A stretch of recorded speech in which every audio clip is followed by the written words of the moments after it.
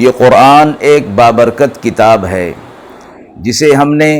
آپ صلی اللہ علیہ وسلم پر نازل کیا تاکہ لوگ اس پہ غور اور فکر کریں اور تاکہ اہل فہم اس سے نصیحت حاصل کریں۔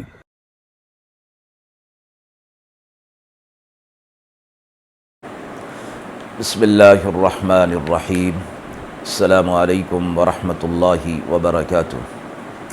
ناظرین کرام، درس قرآن مجید کے آج کے اس پروگرام میں ہم سورۃ القصص کی آیت نمبر 26 تا آیت نمبر 28 کا ترجمہ اور تفسیر پیش کر رہے ہیں، اور آخر میں پوچھے گئے سوال کا جواب ہوگا۔ اعوذ باللہ من الشیطان الرجیم، بسم اللہ الرحمن الرحیم۔ قالت احداهما يا أبت استأجره إن خير من استأجرت القوي الأمين قال إني أريد أن أنكحك إحدى ابنتي هاتين على أن تأجرني 8 حجج فإن أتممت 10 فمن عندك وما أريد أن أشق عليك ستجدني إن شاء الله من الصالحين قال ذلك بيني وبينك أيما الأجلين قضيت فلا عدوان علي واللہ علی ما نقول وکیل۔ آیات مبارکہ کا ترجمہ ملاحظہ فرمائیں۔ بولی ان دونوں میں سے ایک کہ اے والد، اس کو نوکر رکھ لیجئے،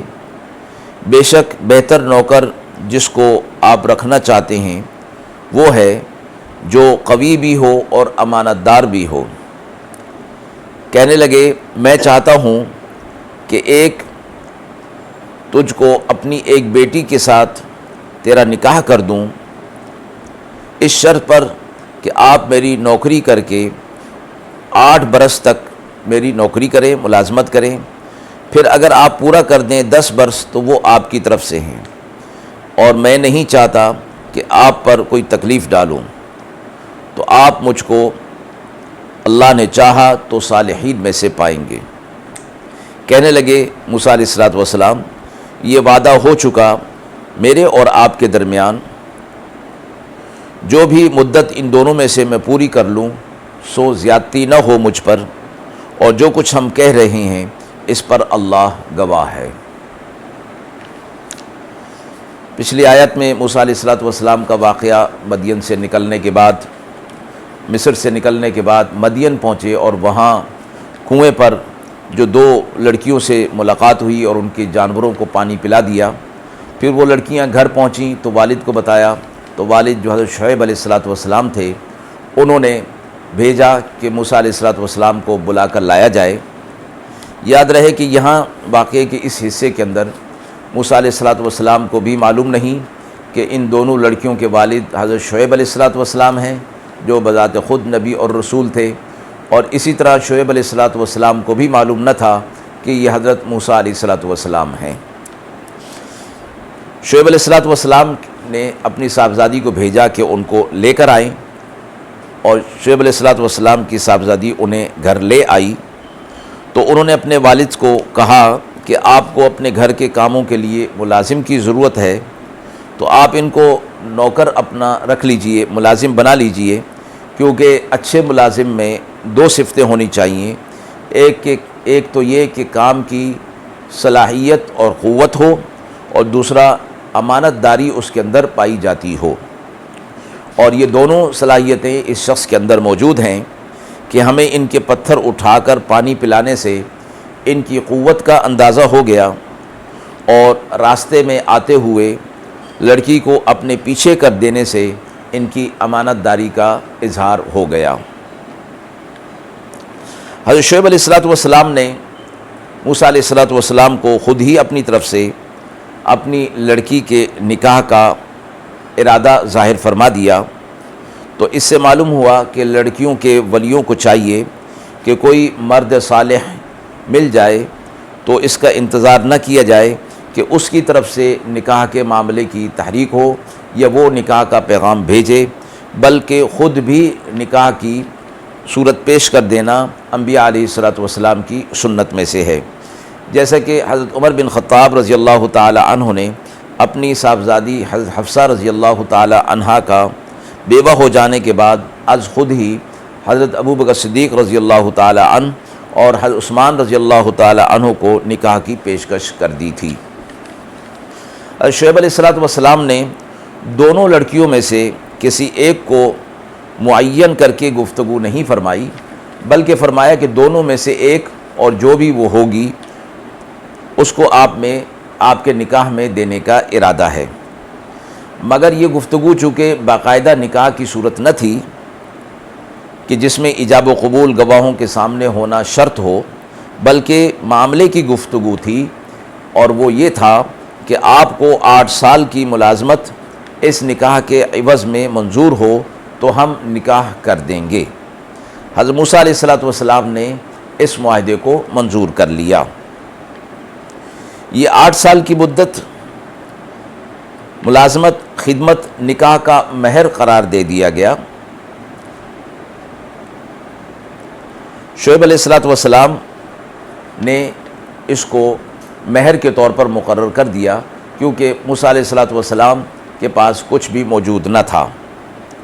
تو فرمایا گیا کہ اس کو مہر قرار دیا جا سکتا ہے یا نہیں۔ فرمایا کہ یہ معاملہ مہر کا شریعت محمدی کے لحاظ سے درست نہیں ہو سکتا ہے کہ شعیب علیہ الصلوۃ والسلام کی شریعت میں یہ معاملہ درست ہو، اور اس طرح کی بہت سی صورتیں ایسی ہیں جو کہ اس شریعت کے اندر جائز نہیں، لیکن اس سے پہلے کی شریعتوں کے اندر جائز تھا، جس کی ایک مثال 2 بہنوں کا ایک وقت نکاح کے اندر جمع کرنا۔ شریعت محمدی صلی اللہ علیہ وسلم میں بیک وقت 2 بہنوں کو ایک نکاح میں نہیں رکھا جا سکتا، جبکہ پہلی شریعتوں میں یہ جائز تھا۔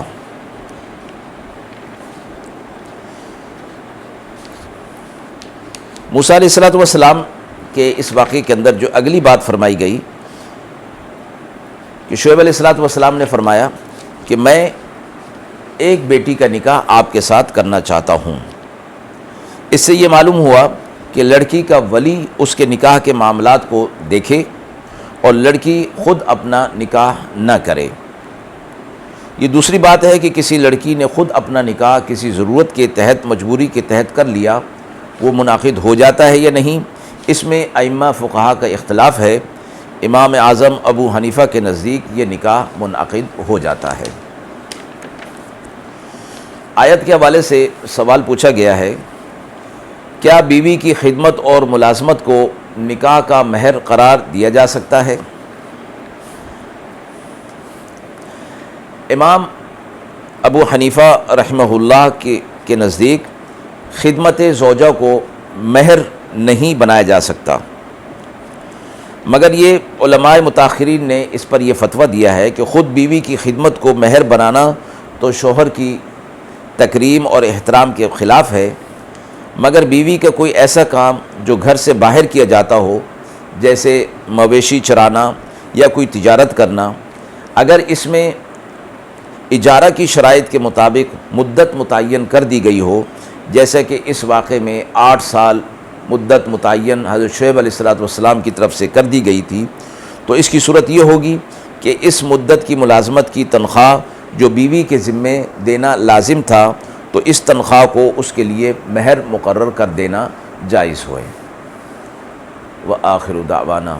ان الحمد للہ رب العالمین۔